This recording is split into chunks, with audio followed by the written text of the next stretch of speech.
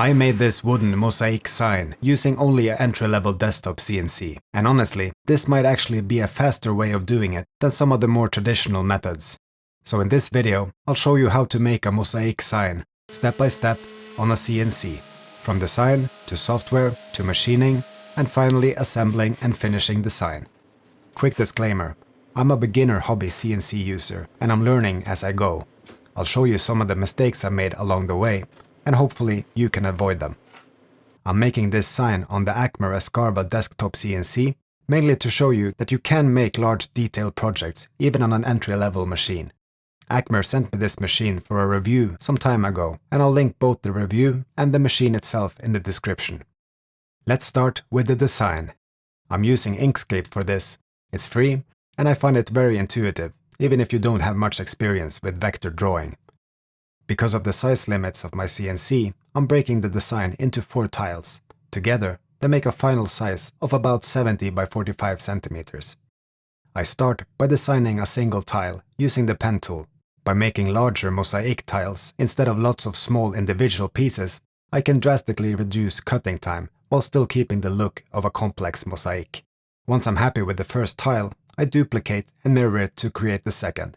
And that's really all I need. The top 2 tiles are just rotated versions of these. To see the full design before committing, I duplicate and arrange all 4 tiles into the final layout. Before exporting, I select everything and convert strokes to paths. If you skip this, the CNC software won't recognize the geometry correctly. Then I export the file as a plain SVG. I'll come back to the lettering later. For now, let's focus on the tiles.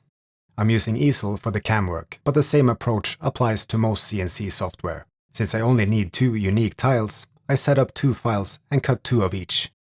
The tiles will have rounded engravings, so I plan 3 operations: an engraving pass, a roundover pass, and finally the outline cut. Before committing, I make a test pattern to figure out the best order and depth for the engraving.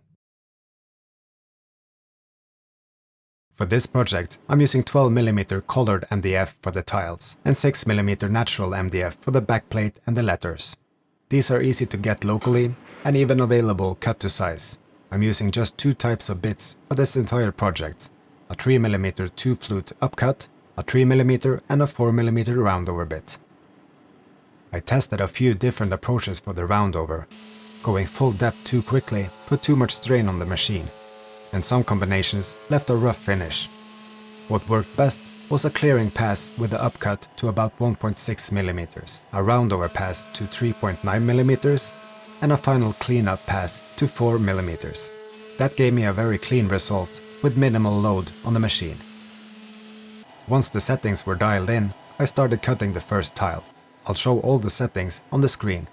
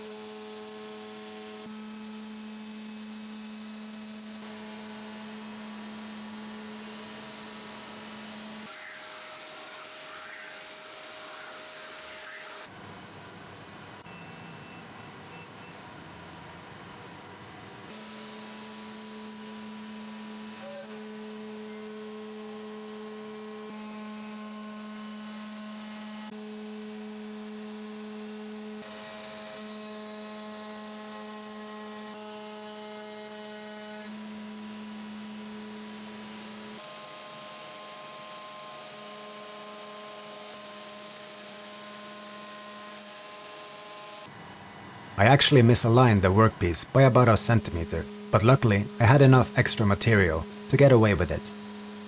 The clearing pass took about 11 minutes, each roundover pass about 13 minutes, and the outline cut another 13 minutes. So roughly 50 minutes per tile, and I'm definitely being conservative with the settings.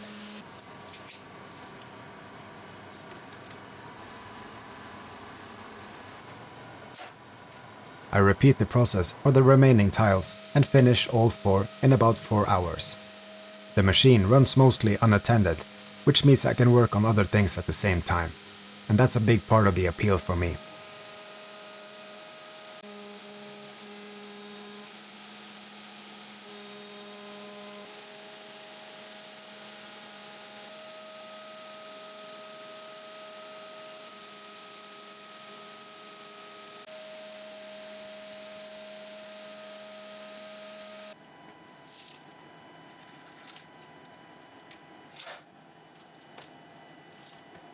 Once the tiles are done, they honestly don't need much more work.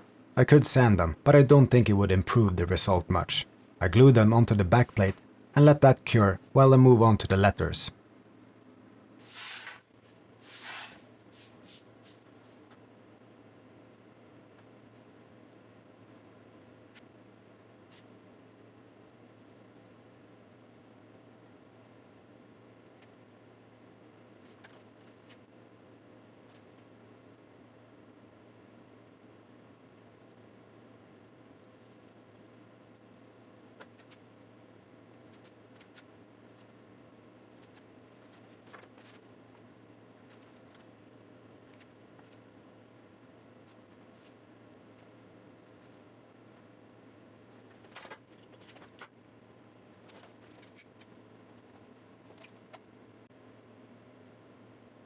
Back in Inkscape, I keep the lettering simple.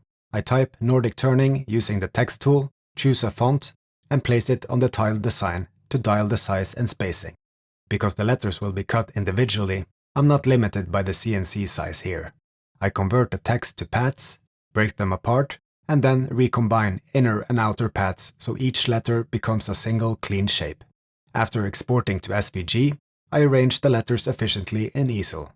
This time, I use a slightly smaller roundover bit and take 3 gradual passes to full depth.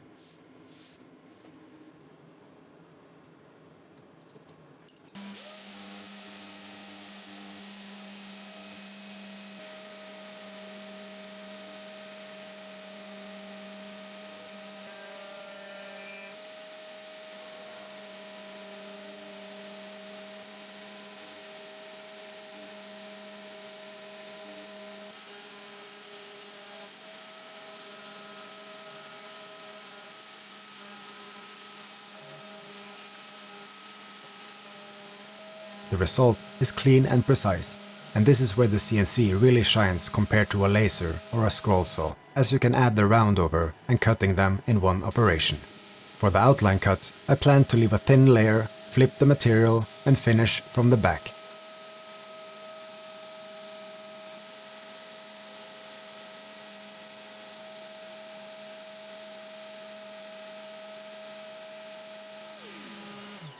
I only left 0.1 mm of material, and that was a mistake. I should have left more material. As I tried to remove the piece, it caught on the tape and several letters broke free. At that point, the plan was out the window.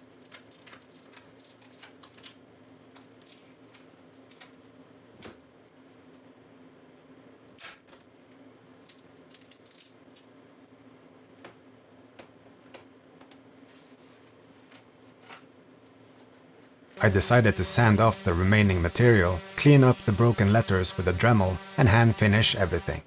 Not ideal, but definitely a lesson learned.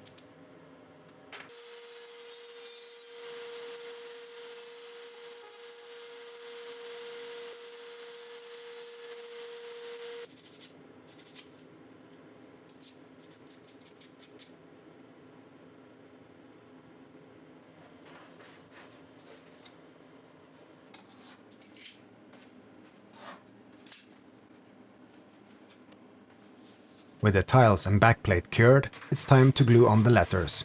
You can align these in several ways: rulers, printed guides, but I used a laser cut stencil made from the same SVG. Same result, much faster.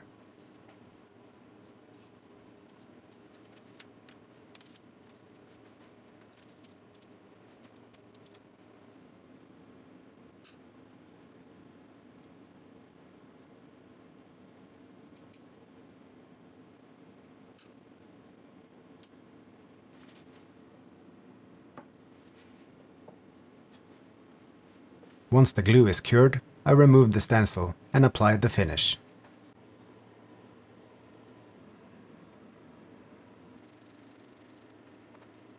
I'm using a thin Danish oil here. It really works well on colored MDF. It deepens the color, adds a soft sheen, and leaves a durable surface. And that's it. The sign is finished. I'm really happy with how this turned out, and I hope this showed you that you don't need a full traditional shop to make something like this. Thanks for watching, I'll see you in the next project.